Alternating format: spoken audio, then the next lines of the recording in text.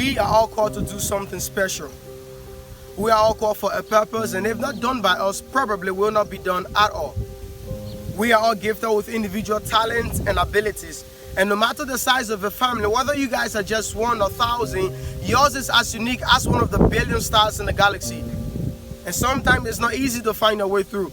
Because you see, the battle of life is inevitable, irrespective of your race, your gender, your social status. And you started fighting even before you were born. You see, when you unconsciously said, this is my time to enter the real world, what you didn't know was that the billions of women fighting just like you had to back off. So why give in now? Why the sudden defeat running through your mind? And who said you're not good enough? The one that made you, or those that are fighting their way through just like you? And yeah, I know it's not your fault, it's someone else's. You always got bullied and placed at the back, and so you ask yourself, what is my purpose in this life? Let me tell you a story. A king was prophesied to be born. He was given a purpose just like every one of us.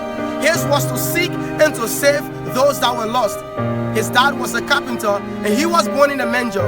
Never had royalty flowing through his veins, but he was said to be the appointed king. And you may call this a fairy tale, but it's a fact. He is the reason today my hands can be lifted up high saying, thank you, God. Because he did not regard his condition, but prioritizing his calling, purpose, and mission, having you and having me and having the entire world in constant reconciliation. You see, we're not just living by coincidence. Our lives, it's not just by accident. Now, it didn't just happen. There was a battle fought.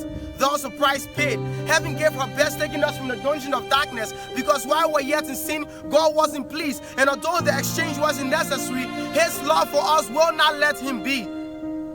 And that is how important we are to him. And if all you ever did was to walk in darkness because you never knew him, I'm here to tell you to take his hand and let him lead you, because he is the way. He is compassionate. He is ever ready to accept you. His arms are always open for a wide embrace, because greater love has no meant than this, that a man should lay down his life for another man's sake. He took our shame and gave us his grace, and by grace we were all saved through faith.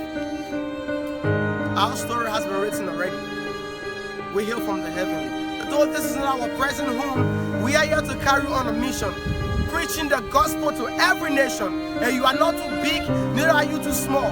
In fact, you are the perfect guy for the job, because if you were not so, why were you even born? You see, before your arrival, heaven was excited, the stage was set, and your name was chanted. God had a trust in you. And sometimes you can be carried away by the cares of this life, the fancy cars, the laser strength, the beautiful girls and the cool guys, and you misalign what you came here to do. Yet all you're doing is laying treasure on this earth, because you're going to rot pretty soon than ever. Because heaven and earth will pass away, but his word remains stagnant. So I'm here to tell you to seek those things that are above, where Christ is seated on the right hand of God, that one day he might tell you, well done, my good and faithful servant. You have